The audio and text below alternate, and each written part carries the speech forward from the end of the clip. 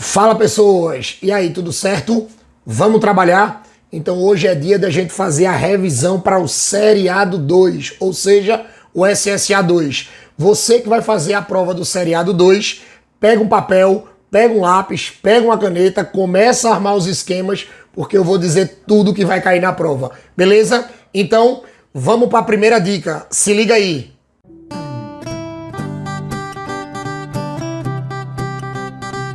Pronto. A primeira coisa que você vai ter que lembrar para a prova é a parte de taxonomia, certo? Sempre no começo da prova do Seriado 2, sempre eles colocam uma questão de taxonomia, beleza? E assim, quando eles colocam questão de taxonomia, vocês vão ter que lembrar logo do sistema binominal. Ei, olha para mim. Lembra que o sistema binominal é o sistema em que você vai dar o nome científico aos seres. Lembrem que isso aí foi criado por Linneu e como ele está dizendo o sistema binominal, ele disse que todo nome científico tem que ter duas palavras. A primeira palavra com inicial maiúscula é o gênero ou epíteto genérico. A segunda palavra com inicial minúscula do nome é o epíteto específico, ou seja, é a palavra que corresponde à espécie. É o termo mais específico de um ser vivo. Tranquilo? Então, assim, se você quer determinar a espécie de um ser vivo, você tem que determinar usando duas palavras, beleza? Não tem como você determinar usando uma palavra só. Aí é aquela história que a gente diz. Se você quer mostrar o gênero de um ser vivo, você coloca só a primeira palavra. Tranquilo. Agora, se você quer determinar a espécie de um ser vivo, obrigatoriamente tem que usar as duas palavras, certo? Tem que botar o gênero e tem que botar a espécie. Por exemplo, espécie do cachorro, canis familiares. Eu sei que o epíteto específico do cachorro é familiares, mas eu não posso escrever e não posso falar a espécie sem o gênero. Então, quando ele pedir a espécie, é canis familiares, beleza? Agora, imagina que a prova venha com uma pegadinha e não pergunte a espécie. Pergunte o epíteto específico. Ei, olha pra mim.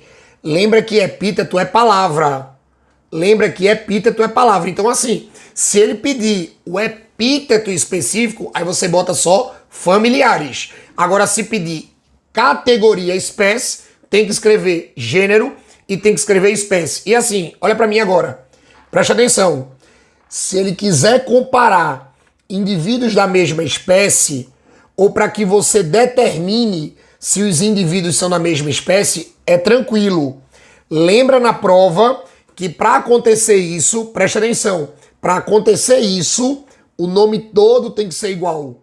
O gênero tem que ser igual e o epíteto específico, ou seja, a espécie tem que ser igual, tá? Cuidado que ele vai fazer aquelas pegadinhas, por exemplo, ele bota canis familiares, ele bota musca familiares e pergunta se isso aí é da mesma espécie. Não, canis familiares é uma espécie, musca familiares é outra espécie. Lembrem que para ser espécie tem que ter as duas palavras iguais, tranquilo? Não pode esquecer disso, beleza? Agora, se ele perguntar assim, são do mesmo epíteto específico? São do mesmo epíteto específico, beleza? E lembrem que como a prova é toda digitada, esses nomes científicos eles têm que ser destacados naquela formatação itálica, ou seja, eles vão estar todos assim empenadinhos. Mas não esquece, gênero, a inicial é maiúscula, espécie inicial minúscula. Gênero eu posso indicar só com a primeira palavra. Espécie tem que ter as duas, tem que ter gênero e tem que ter espécie, beleza? Esse é o sistema binominal de Linneu. Esse é o sistema binominal de Linneu, que assim, esse mesmo cara também criou o que pode cair na prova, chamado de categorias taxonômicas ou táxons. Eu sei que ele não criou todas, tá? Hoje a gente tem mais categorias, mas a ideia foi dele. E quando a gente trabalha com essa coisa de categorias taxonômicas ou táxons, vocês têm que lembrar que essas categorias taxonômicas, elas foram criadas para aperfeiçoar o sistema binominal. Elas foram criadas para aperfeiçoar o sistema binominal, ou seja, você criou outras categorias. Aí você pode dizer assim, tá? E quem são essas categorias? Ei, menino, olha para mim. Quando a gente trabalhar com essas categorias taxonômicas, olhe, de forma decrescente, do mais genérico para o mais específico, eu tenho domínio, reino, filo, classe, ordem, família, gênero, espécie. Ei, repete comigo. Domínio, reino, filo, classe, ordem, família, gênero e espécie. Isso é de forma decrescente. Escreve aí. E assim, se você pegar uma questão disso na prova, você bota logo aquela palavrinha. Dó, ré, fi, có, fage. Ei, dó, ré, fi, có, fage. Porque aí você tem domínio, reino, filo, classe, ordem, família, gênero, espécie. Se você fizer subindo, você já dá todas as definições. Por exemplo, um conjunto de espécies é um gênero. Um conjunto de gêneros é uma família. Um conjunto de famílias, uma ordem. Um conjunto de ordens, classe. Um conjunto de classe, filo. Um conjunto de filo, reino. E um conjunto de reinos, domínio. Tranquilo? Se você fizer subindo, você vai ter todas as definições. É o quê? Você pode estar se perguntando, tá? E a definição de espécie? Claro, como a espécie é a mais específica, claro, é a última da classificação, ela não vai ser um conjunto de nada. Então, assim, para um organismo ser considerado a mesma espécie do outro, para você pegar essa categoria espécie, lembrem que os caras vão ter que ter semelhanças morfofuncionais, tranquilo? Na morfologia e na fisiologia, beleza? Lembrem que os caras, preste atenção, eles vão ter que ter o mesmo ambiente natural, conseguir se reproduzir e ter descendentes férteis. Eles têm que conseguir se reproduzir e tem que ter descendentes férteis para ser considerado da mesma espécie, beleza? Outra dica importante, na categoria filo, cuidado que vocês podem encontrar na prova, filo ou divisão. Filo para animal, divisão para vegetal. Vocês não vão encontrar na prova do seriado assim, o filo da planta. Não, a divisão da planta. Como também vocês não vão encontrar, por exemplo, a divisão do animal. Não, animal não tem divisão, animal tem filo. Tranquilo? Então cuidado com isso. E assim, eu sei que alguns de vocês já escutaram aquela categoria tribo. Já escutaram essa categoria tribo. Se a prova do seriado colocar os táxons e admitir tribo, lembre que você vai ter que encaixar o tribo antes do gênero. Ei, encaixa a categoria tribo antes do gênero. Então anota aí como é que ficaria. Ei, se eles botarem tribo, anota aí. Vê como é que fica. Domínio, reino, filo ou divisão. Classe, ordem, família, tribo, gênero, espécie. Beleza? Cuidado com isso aí. Outro detalhe. Lembrem que algumas categorias eles podem colocar categorias opcionais das obrigatórias. Por exemplo, ele pode botar depois da espécie a subespécie. Lembrem que a subespécie é o que a gente conhece nos animais como raça. Lembrem que a subespécie é o que a gente conhece nos animais como raça. Nas plantas, a gente chama de variedade. Se você pegar alguma coisa na botânica com esse termo variedade é como se é a subespécie da planta. Porque a gente não vai dizer assim, eu tô com uma raça de planta na minha casa. Não, né, monstrinho? Eu tenho uma variedade de planta na minha casa, beleza? Mas tecnicamente falando, variedade é a mesma coisa que raça, que é o que significa a subespécie. Ou seja, é uma categoria opcional mais específica que a espécie. Vem depois da espécie, beleza? Tranquilo nisso aí? E nesse final dessas categorias e nesse final desse assunto de taxonomia, cuidado com o sistema dos 5 reinos. Eu sei que vocês já pegaram materiais com o sistema dos 6 reinos, tranquilo. Mas lembrem que a UPE, até pelo seu programa, ele ainda usa esse sistema dos 5 reinos. Aí você vai dizer assim, tá, quais são os 5 reinos dos seres vivos? Reino Monera, reino Protoctista, reino Fungi, reino Plante e reino Animalia. Lembrem que o reino Monera é o único reino dos procariontes. Ei, olha para mim. Anota aí porque isso vai cair na prova. Reino Monera é o único dos reinos que tem seres procariontes, ou seja, que não tem a carioteca para definir núcleo. Então o material do núcleo fica todo misturado no citoplasma. Tranquilo? Cuidado com essa ideia. Beleza? Cuidado com essa ideia. Tranquilo? E lembrem, no reino Monera você vai ter as arqueobactérias, que são os seres primitivos, são aqueles seres extremófilos. Ei, seres extremófilos. Ou seja, são aqueles caras, preste atenção, são aqueles caras que vivem em ambientes extremos. Muita salinidade, halófilas, muito metano, metanogênicas, ambientes muito quentes ou muito ácidos, termoacidófilas. Tranquilo? Cuidado que são seres extremófilos. Então eu tenho as arqueobactérias, eu tenho as bactérias e eu tenho as cianobactérias ou algas azuis. Tranquilo? No reino protoctista você encontra protozoários e algas, já são procariontes. No reino fungi, os fungos já são eucariontes. Lembrem que o único procarionte é o Monera. No reino plante ou metafita, plante ou metafita, claro, são as plantas. E no reino animalia ou metazoa, você vai marcar que são os animais. Tranquilo? Então, geralmente, vocês encontram no começo da prova alguma coisa de taxonomia. Gostaram dessa primeira dica? Tranquilo? Então agora vamos para a segunda dica. Se liga aí, menino.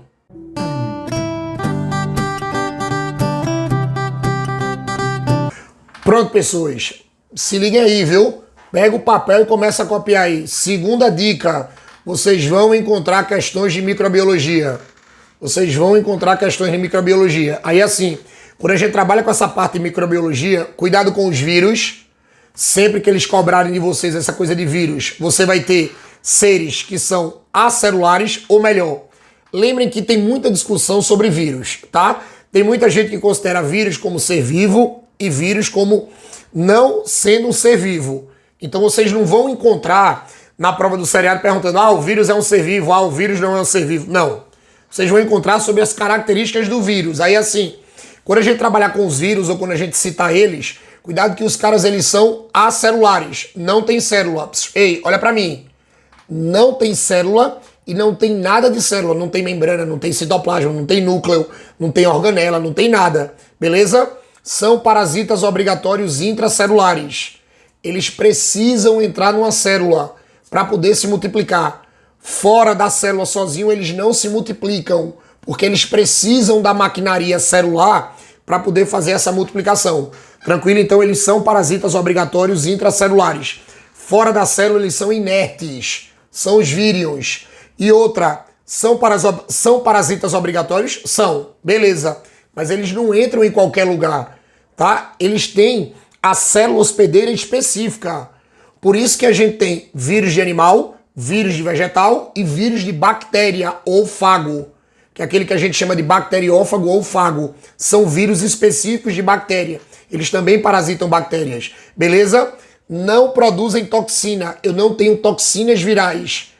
Mas o vírus faz mal. Eu sei que o vírus faz mal, mas é ele que vai fazer o mal. Ele não manda ninguém.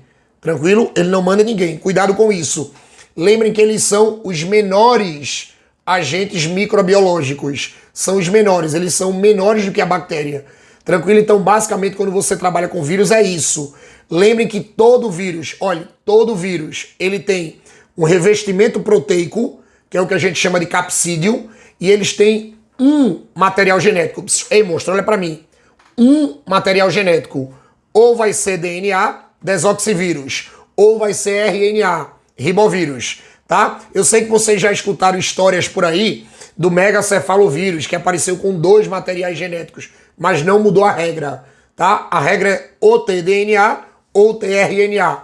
Alguns têm 2 revestimentos, que são aqueles que a gente chama de envelopados. Tranquilo? Que eles têm o envelope viral e depois tem o capsídeo. Se liga nisso aí, tá? Depois dos vírus, lembrem das bactérias. O seriado adora bactéria. Tranquilo? Lembrem que a bactéria é o cara que é procarionte, já tem célula, viu? Aí assim, falou de bactéria. Bactéria é um ser unicelular, uma célula, unicelular, procarionte, não tem núcleo definido. E pode ser autótrofa ou heterótrofa. Você vai ter bactérias que produzem seu alimento e você vai ter bactérias que não produzem. E as bactérias podem ser aeróbias ou anaeróbias. Você vai ter bactéria que usa oxigênio. Você vai ter bactéria que não usa oxigênio, tá? Lembrem que as bactérias elas podem viver isoladas ou em grupos. Agora um detalhe. Bactéria que vive em grupo só pode ser ou bacilo ou coco. Ei, ou a bolinha, que é o coco, ou a pílulazinha, que é um bacilo. Essas podem formar grupos, que aí eu tenho diplococo, streptococo, estafilococo, diplobacilo, streptobacilo, tétrade. Tranquilo? Então, assim, esses grupos de bactéria só podem ser formadas por bacilos ou cocos, beleza? E lembrem que as bactérias elas também podem fazer relações ecológicas com outros seres vivos. As bactérias fazem aquelas relações interespecíficas. Você tem relação que faz bem, que é a positiva, ou pelo menos não prejudica, e tem relações que fazem mal, que com certeza a principal é o parasitismo, tá? E um exemplo de uma positiva é o mutualismo. Lembre que você tem bactérias que fazem mutualismo. Por exemplo, na nossa flora intestinal, a gente tem uma flora bacteriana, onde vai ajudar o nosso sistema digestório. Beleza? Cuidado que as bactérias, como elas são seres unicelulares, a principal forma de multiplicação é a bipartição, ou cisparidade, ou divisão simples ou divisão binária, que é quando uma bactéria se multiplica em duas. E assim ela vai 2, 4, 4, 8, vai acelerando. Mas assim, lembrem que bactérias também fazem processos sexuados. Bactéria tem variabilidade genética. É só tu lembrar da transformação, transdução e conjugação. Lembre que duas bactérias podem se unir pelo pile sexual, tá? Fazendo a conjugação. Um vírus, ele pode ajudar uma bactéria a se multiplicar. Um vírus, ele pode carregar material genético de uma bactéria para outra, que é o que a gente chama de transdução. Você vai usar o vírus.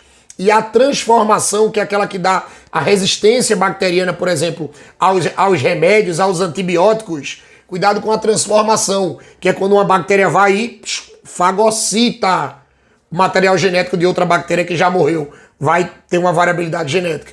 Beleza?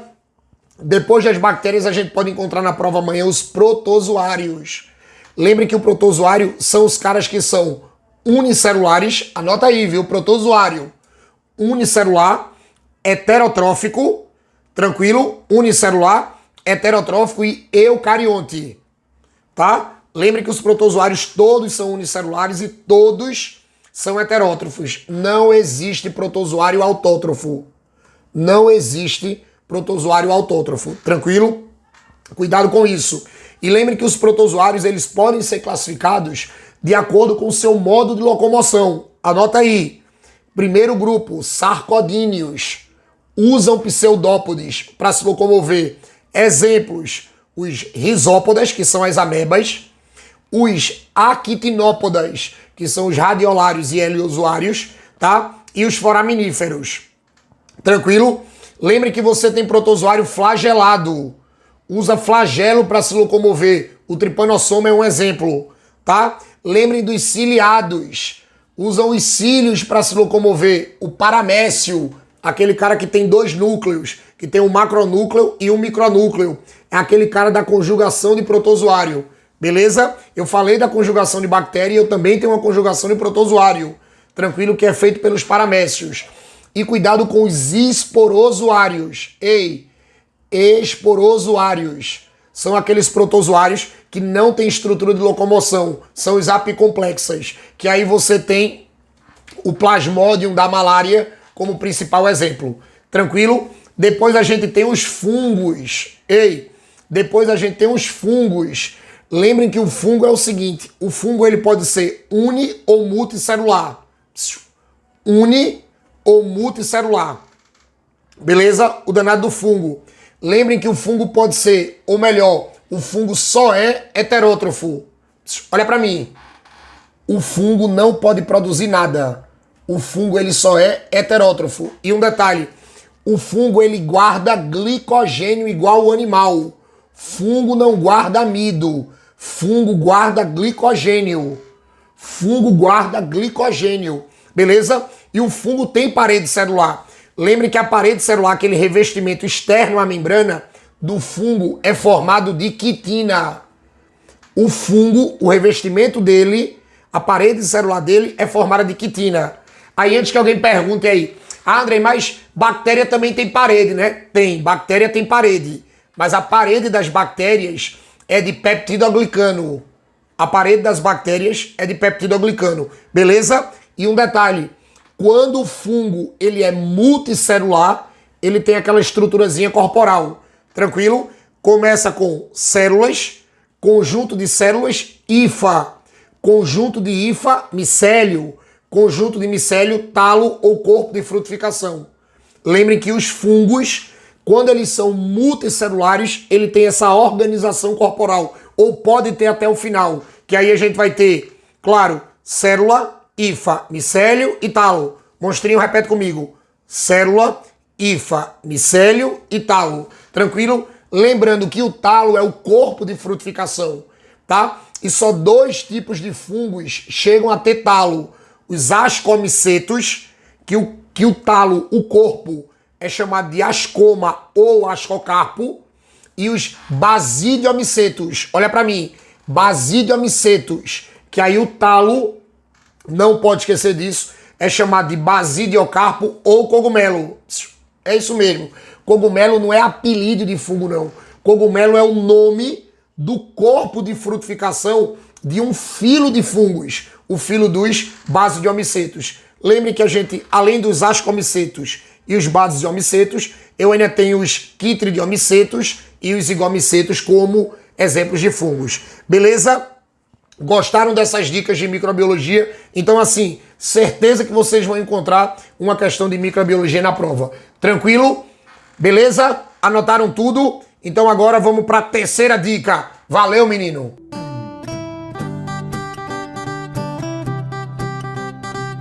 Pronto, pessoas. Olhe, uma coisa que vocês vão encontrar na prova do seriado 2 é a parte de doenças. É a parte de doenças. Então vocês devem encontrar alguma coisa sobre viroses, bacterioses, protozooses, micoses e verminoses. Para lembrar, viu? Ei, viroses. Lembrem primeiro das arboviroses, aquelas que são transmitidas pelo mosquito Aedes. Ei, doença transmitida por vetor é de doença de transmissão indireta. Quais são as viroses? Dengue, zika, chikungunya e febre amarela. A dengue, a zika, a chikungunya e a febre amarela são transmitidas pelo inseto Aedes. Beleza? Mas assim, muito cuidado com outras viroses. Cuidado com sarampo. Sarampo é vírus, viu? Sarampo foi muito falado. Tá sendo muito falado ultimamente. Então, cuidado com o sarampo. Cuidado com a rubéola. Rubéola é vírus. Cachumba é vírus. Tá? Varíola, que foi erradicada, é vírus. Gripe, vírus. Tá? Raiva, vírus. Tá? Cuidado com todas essas virosezinhas muito faladas na prova. Tranquilo? Depois das viroses, a gente tem as bacterioses. Aí assim, a gente também tem um grande número de bacterioses, mas lembrem da cólera, que já apareceu, tétano, já apareceu, pneumonia, já apareceu, tuberculose, já apareceu, hanseníase ou lepra, já apareceu, difteria, já apareceu, coqueluche, já apareceu, tá? Então cuidado com todas essas doenças transmitidas por bactéria. Tétano já apareceu, botulismo de bactéria já apareceu, sífilis já apareceu, tudo por bactéria, beleza? Cuidado. Depois das bacterioses eu tenho as protozooses. Aí assim, cuidado que protozoose eu tenho amebíase, giardíase. Ei, lembrando que protozoose é transmitida por protozoário, tá? Então anota aí. Amebíase, giardíase, balantidiose, que muita gente esquece, mas é uma doença causada por protozoário.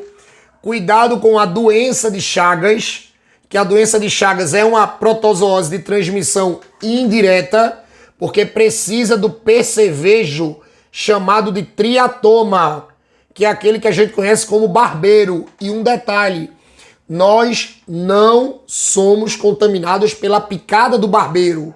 Eu sei que o percevejo é hematófago, mas não é pela picada, é pelas fezes. Lembre que quando aquele percevejo, que parece uma baratinha preta, pousa no rosto e suga o sangue, ele defeca.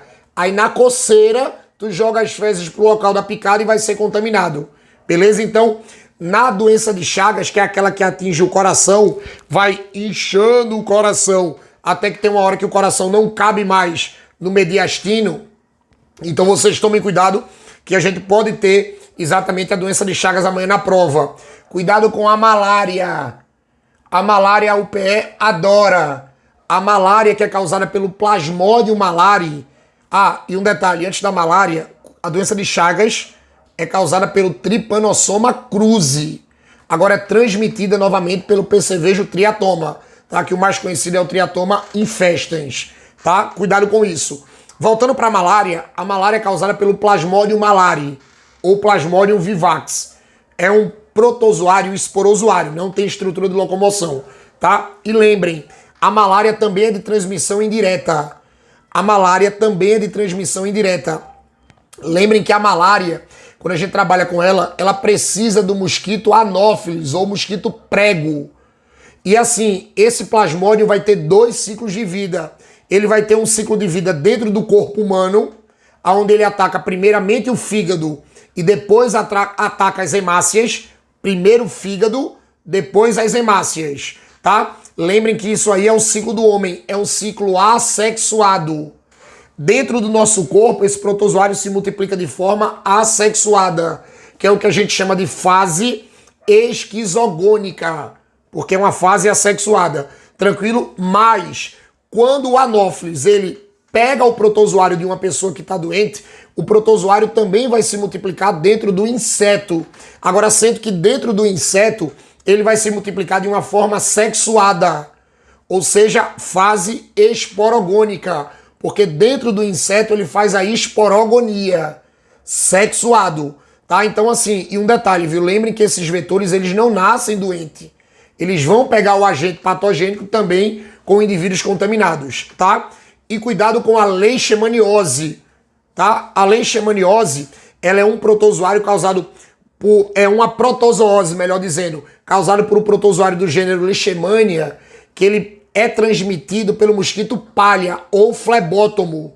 O mosquito palha ou flebótomo é o que transmite a leishmaniose. Claro que a gente também tem o mosquito lutzomia, que também transmite a leishmaniose. Cuidado com ela. E a doença do sono, que é uma doença típica da África, que é causada por um tripanossoma.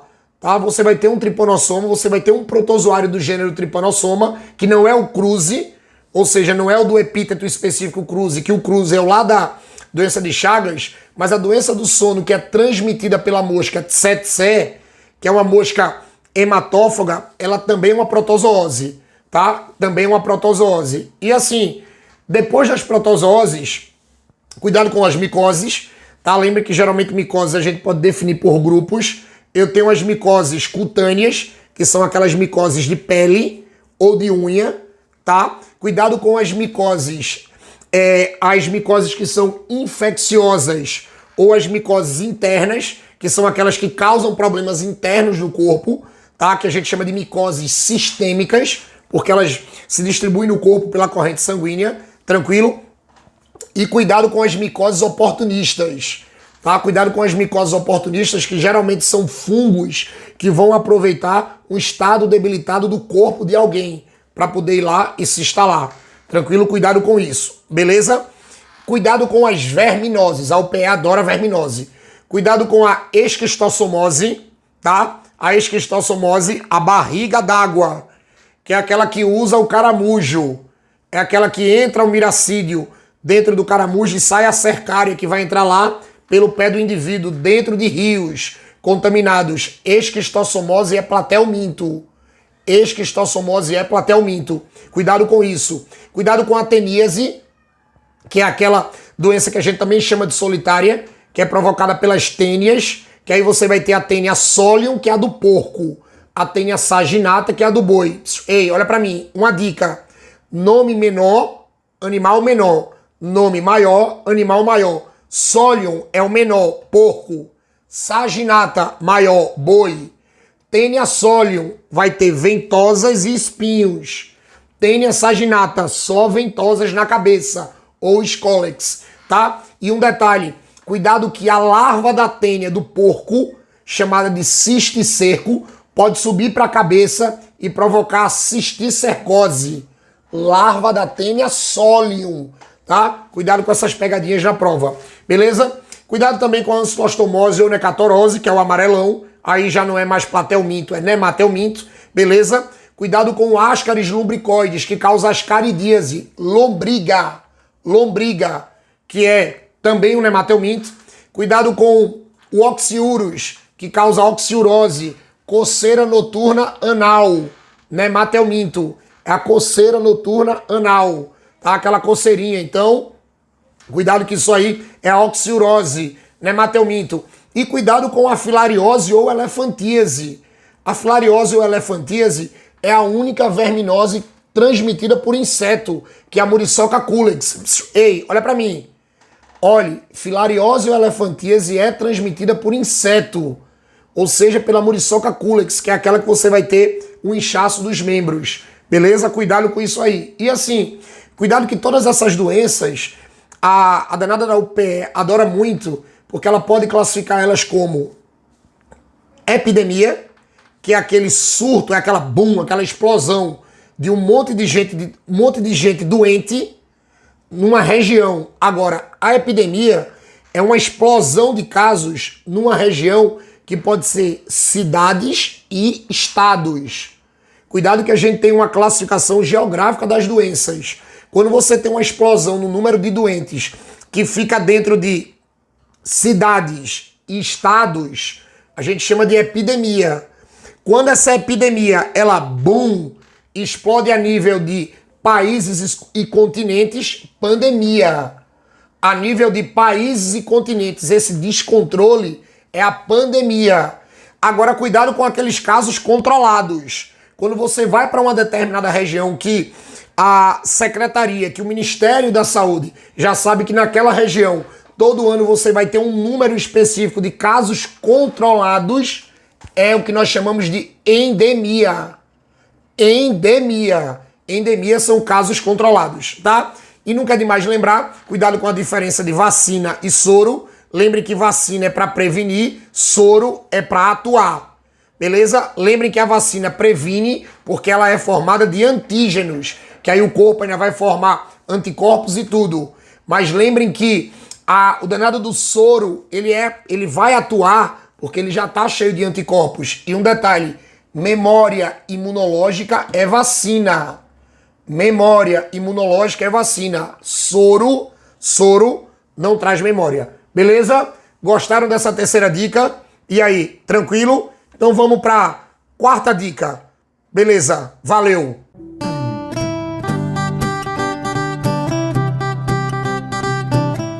Pronto, galera. Vamos terminar aqui essa aula com essa quarta dica. Olhe, com certeza vocês vão encontrar questões de fisiologia, tá? Cuidado com o sistema nervoso, cuidado com as funções do sistema nervoso. Ele gosta muito de perguntar aquela coisa que a gente tem de... Cuidado que ele gosta muito de perguntar função de cérebro, cerebelo, que é coordenação motora, ponte, bulbo. Ele gosta de classificar, gosta de falar das sinapses, que é a transmissão dos impulsos nervosos, tranquilo? Gosta muito que você saiba qual é a diferença da parte sensitiva, ou, por exemplo, de um nervo sensitivo, que é aquele nervo que traz o estímulo para o sistema nervoso, o nervo motor, que é aquele nervo que você vai levar a resposta para o corpo. Ele gosta muito dessas diferenças, tá? Cuidado com o sistema endócrino, gosta muito de hormônio. E quando a gente fala dos hormônios, eu tenho a hipófise, que aí você tem a adeno-hipófise e a neurohipófise. E um detalhe, lembrem que a adeno-hipófise produz os hormônios. A neurohipófise não produz, pega do hipotálamo.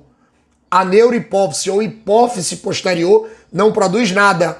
Pega a ocitocina e pega o ADH ou vasopressina diretamente do hipotálamo. Tranquilo? Cuidado com a tireoide do pescoço, T3, T4 e calcitonina, os três da tireoide. Lembrem que na tireoide a gente vai ter aquelas glândulazinhas que são chamadas de paratireoides, que produzem o paratormônio. E lembrem que assim, paratormônio e calcitonina trabalham na regulação do cálcio. Tranquilo? Trabalham na regulação do cálcio. Cuidado com essa história. Lembrem que a gente vai ter o pâncreas. O pâncreas é muito conhecido porque o pâncreas ele vai ter nele as ilhotas pancreáticas, ou seja, ilhotas endócrinas, que tem célula beta que produz insulina e a célula alfa que produz o glucagon. Lembrem que a insulina, presta atenção, a insulina é aquela que tira o açúcar do sangue. O glucagon é aquele que devolve o açúcar ao sangue. Cuidado com isso aí. E lembrem que assim, o pâncreas ele está no sistema endócrino, mas o pâncreas não é uma glândula endócrina. Ele é uma glândula mista, porque ele tem uma parte endo e tem uma parte exo do sistema digestório, tá? Lembrem das suprarrenais, que lá nas suprarrenais a gente vai ter a produção do mineral corticoide, tá? Que aí tem um exemplo da aldosterona, que é o que controla os níveis de sódio nos rins, tá? Cuidado com os glicocorticoides, que vão trabalhar com o metabolismo de açúcar. Cuidado com a adrenalina e a noradrenalina, beleza? E a gente tem as gônadas, a gônada feminina, que vai produzir os hormônios sexuais femininos, como por exemplo a progesterona, tá? E os testículos, que é a gônada masculina, que vai produzir a testosterona, tá? Cuidado com essa parte do sistema endócrino. Se você tiver tempo ainda, dá uma olhadinha nisso, que vale a pena. Depois eu tenho um sistema digestório, tá? Lembrem que o sistema digestório, toda aquela parte enzimática eles usam muito. Lembrem que o tubo digestório começa no esôfago, tá? Esôfago, estômago, intestino delgado e intestino grosso. Mas nunca é demais lembrar que digestão enzimática já tem na boca, tá? Já tem na boca com a amilase salival ptialina. No esôfago não tem digestão. No estômago tem digestão de proteínas com a pepsina, tá? Que ainda vai ter o ácido clorídrico que ajuda, beleza? Do estômago passa para o intestino delgado. Lembre que no intestino delgado a gente vai ter três partes: duodeno, jejuno e íleo. Mas lembre que no duodeno toda a digestão enzimática vai ter ajuda do suco pancreático, que vem do pâncreas, claro, e a bile, que é produzida no fígado. Lembrem que a bile molha as gorduras para as enzimas quebrarem, tá? E lembrem que o suco pancreático, quando ele é liberado para dentro do duodeno, você vai ter duas porções. A primeira, que vai com muito bicarbonato para elevar o pH, tá? Porque lembrem que o pH do estômago é muito ácido, o do intestino é básico. E a segunda parte do suco pancreático, que vai com todas aquelas enzimas: tripsina, quimotripsina, lipase, amilase pancreática e as nucleases. Porque aí depois que quebra tudo isso, vai para o intestino, vai para a segunda e terceira parte do intestino delgado, que é o jejune e íleo, que é onde vai encontrar o suco entérico. Que é lá no suco entérico que você vai ter a maltase, a sacarase, a lactase, tá? Cuidado com isso. As peptidases, para quebrar as sobras das proteínas, as lipases e outras nucleases. Porque assim, lembre que a digestão termina no intestino delgado. Quando o quilo, que é o nome do bolo, tá? Sai do intestino delgado e passa para o intestino grosso, no intestino grosso a gente não tem mais digestão. Só tem absorção de água, de sais e de vitaminas hidrossolúveis, tá? Cuidado com isso. No sistema respiratório, nunca é demais lembrar, quando a gente trabalha com o sistema respiratório, cuidado com a hematose pulmonar, a troca gasosa que a gente tem nos pulmões, cuidado com o movimento de inspiração e expiração. Lembrem que inspirar o ar entra, expirar o ar sai. Lembrem que para você inspirar, o diafragma contrai para baixo, a musculatura intercostal contrai para cima, para diminuir a pressão intratorácica. Para você expirar, para você colocar o ar para fora, o diafragma relaxa para cima, a musculatura intercostal relaxa para baixo e você aumenta a pressão intratorácica para colocar exatamente o ar para fora. E falando de ar, falando de gás, lembrem dos transportes de gases. Lembrem que o oxigênio é assim, 95% é transportado pela hemoglobina na forma de oxihemoglobina. 5% vai pelo plasma, tá? 5% vai pelo plasma. Quando é o dióxido de carbono, 25% pela hemoglobina, na forma de carbohemoglobina, 70% na forma de bicarbonato e 5% na forma de plasma. Então, assim, a principal forma de transporte de oxigênio é a hemoglobina. A principal forma de transporte de dióxido de carbono não é a carbohemoglobina junto com a hemoglobina, é na forma de bicarbonato, tá? Aí cuidado que eles podem falar da carboxihemoglobina. Carboxihemoglobina não é quando é dióxido de carbono, é quando é monóxido, que faz exatamente essa estrutura estável porque eu estou dizendo que não solta mais, que é o que a gente chama de carboxihemoglobina, que aí pode prejudicar a nossa oxigenação corporal. Tranquilo? Gostaram? Cuidado com a parte do sistema cardiovascular. Lembrem que sempre eles vão tentar pegar vocês na parte das circulações. E assim, falou de circulação é fácil. Pega o coração, cuidado com essa parte do coração, e sempre você vai dividir assim. A parte de cima do coração chega sangue. A parte de baixo do coração sai sangue. Se chega sangue, é átrio. Se sai sangue, é ventrículo. Tranquilo? Se chega, é veia. Se sai, é artéria. Se chega, é veia, pelos átrios. Se sai, é artéria, ventrículos. E é só dividir lado direito e lado esquerdo. No lado direito, você só tem sangue venoso, cheio de dióxido. No lado esquerdo, você só tem sangue oxigenado, tá? Que é chamado de sangue arterial. Detalhes. No ventrículo direito, a artéria pulmonar leva o sangue para o pulmão. A artéria pulmonar, única artéria que transporta sangue venoso. Ei, artéria pulmonar, única artéria que transporta sangue venoso, tá? O sangue vai para os pulmões, é transformado em sangue arterial e volta pelas veias pulmonares. As veias pulmonares chegam do lado esquerdo. Por quê? Porque ela chega no átrio esquerdo. Porque ela vai ser a única veia que transporta sangue arterial. A veia pulmonar é a única veia que transporta sangue arterial. Então, assim, a gente diz átrio, a gente diz ventrículo direito, artéria pulmonar, vai para o pulmão, transforma o sangue arterial. Veia pulmonar vai para o átrio esquerdo. Do átrio esquerdo, desce para o ventrículo esquerdo. Do ventrículo esquerdo, sai pela artéria aorta. Vai para todo o corpo. Tem a hematose corporal. Quando o sangue arterial vira venoso no corpo, ele volta pelas veias cavas e entra no átrio direito. E assim você faz tanto a pequena circulação ou circulação pulmonar, como a grande circulação ou circulação sistêmica. Tranquilo? E lá na parte do sistema excretor, lembrem das funções dos rins, tá? Que vai ter função de filtrar o sangue e formar a urina. Toda a parte de filtração do sangue e formação de urina é feita nos rins, tá? Dos rins, passa pelos uréteres, chega na bexiga, da bexiga sai pela uretra.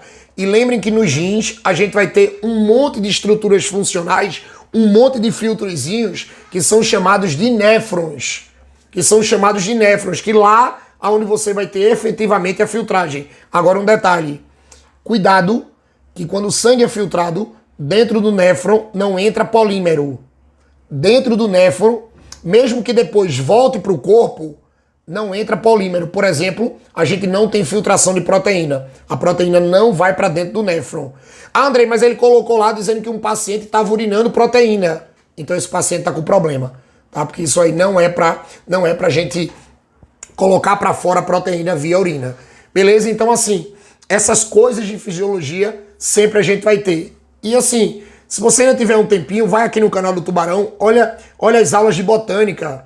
Tá? Olha as aulas de botânica, que sempre você vai ter alguma coisa de botânica na prova. Planta criptógama, planta fanerógama, briófita é a única vascular, pteridófita, gimnosperma e angiosperma, tá? São todas vasculares. Cuidado que sempre você vai ter coisa de botânica e também vocês podem encontrar coisa de zoologia. Tranquilo? Beleza? Gostaram aí dessas dicas de hoje? Então isso aí é para passar para aqui para vocês. E eu desejo do fundo do coração que vocês detonem na prova do Seriado 2, porque eu sei que vocês já estão preparados, tá? O objetivo dessa aula só foi você lembrar alguns pontos que com certeza vocês vão encontrar na prova amanhã. Tranquilo? E eu tô na torcida de vocês, eu tô na torcida por vocês, tá? Vão com calma que vocês vão acertar às 10. Beijo no coração de vocês, viu? Valeu!